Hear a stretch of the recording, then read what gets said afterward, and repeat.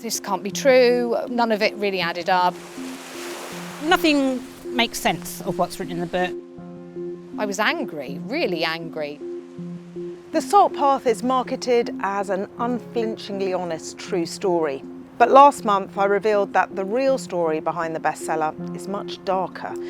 And since that investigation, I've been contacted by a number of people who actually appear in the Salt Path, who say the events depicted are far from true. This is Joanne Parsons and her husband David, an Australian couple who feature in the book. They walked the southwest coastal path in honour of David's friend who was dying of leukemia at the time. On the journey, they met a couple who said they were Sally and Tim Walker. Those are the real names of Salt Path author Raynor Winn and her husband Moth. The Parsons mentioned the meeting in a blog they wrote at the time, describing them as a lovely couple. But Raynor Winn was not as flattering about the Parsons in her account of them in the Salt Path. She describes a well-off Australian couple who seemed more interested in getting to the hairdresser than going camping. Joanne says Raynor Winn's account of them wasn't entirely honest. First of all, the meeting between the two couples actually happened 2 years after the author claimed it did, in August 2015. But in the book, Raynor Winn says it happened in 2013. Another big difference was that Winn and her husband were actually walking in the opposite direction to the one described in the Salt Path. And Joanne says there were other issues with the account in the book too. When she first saw Raynor Winn's face in the news, Joanne emailed her saying, "We kept looking at each other saying, that's Sally and Tim, but it can't be, as you would have told us you were homeless, and you said you were walking the other way. And why did you give yourselves false names?" Raynor Winn replied saying she and Moth had walked the path in 2013, as she claimed in her book, but she says they had also walked part of the coast again in 2015. She admitted that she had depicted the meeting in the wrong year and apologised for misremembering other details about them. That account doesn't just raise questions about the accuracy of the Salt Path, but also the sequel, The Wild Silence, which takes place when Raynor and Moth lived in the small Cornish town of Polruan. That's where they were in 2015, and there's no mention of them camping on the coast path that year. Joanne's incident in the book isn't the only one that seems to be inaccurate. This little cafe in Mullion Cove features in the Salt Path too. Raspberry jam or strawberry jam?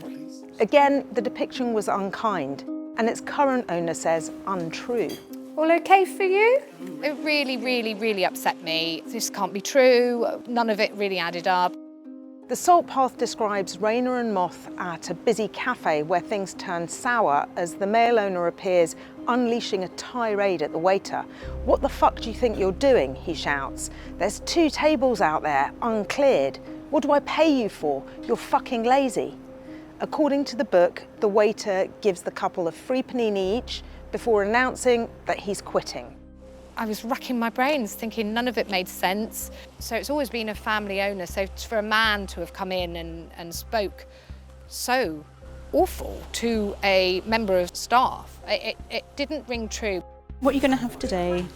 Bonnie's worked in the cafe for 4 years now. She was warned against taking the job by friends because of the description of the place in the Salt Path.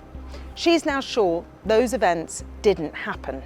There's no letterbox to put the key back through. There's no floors to be swept because it's carpeted and always has been. A member of staff would never have been left on their own to lock up by themselves. Joanna and the family have never had a member of staff walk out. Paninis were never on the menu. The cafe isn't named in the Salt Path, but it's the only cafe in Mullion Cove, and it was passed down to Joanna by her mum, who was still running it back in 2013. There wasn't a male owner. There's certainly no male that would have come in and spoken to staff like that. They're a wonderful, wonderful family, and it took me seconds to work out that no one would have spoken to anybody like that in the Mullion Cove Cafe. After reading the book, Bonnie even attempted to contact Raynor Winn. I tried to make contact via Raynor's agents through their website to explain the situation, All I wanted from that was an apology for the family. I did not get a reply from her agents or from Raynor. Didn't really think of the impact of the book on our little cafe until someone had actually said to a friend of mine that they weren't going to use the cafe, and it made me think how many people are not using the cafe because they've read The Salt Path. There's some menus for you. Should I get you a couple more? Like any businesses down in Cornwall, we are trying to stay afloat, and I think it's damaging to write nasty stories. A social media account belonging to Moth and Raynor Winn's adult son suggests more discrepancies with the stories in the Salt Path books. In one post from September 2013, their son Tristan describes giving his parents a lift to Bristol. But according to the Salt Path, the couple were walking the coast path at the time, camping and surviving on £48 a week. And in February 2015, he posted again, this time about helping his parents move, and complained about how much stuff they had. In the Salt Path sequel, The Wild Silence, the couple were living in a flat in Polruan between 2014 and 2018. I asked Raynor Winn about these inconsistencies, but she didn't respond. In a previous statement, she said, "The Salt Path lays bare the physical and spiritual journey Moth and I shared, an experience that transformed us completely and altered the course of our lives. This is the true story of our journey."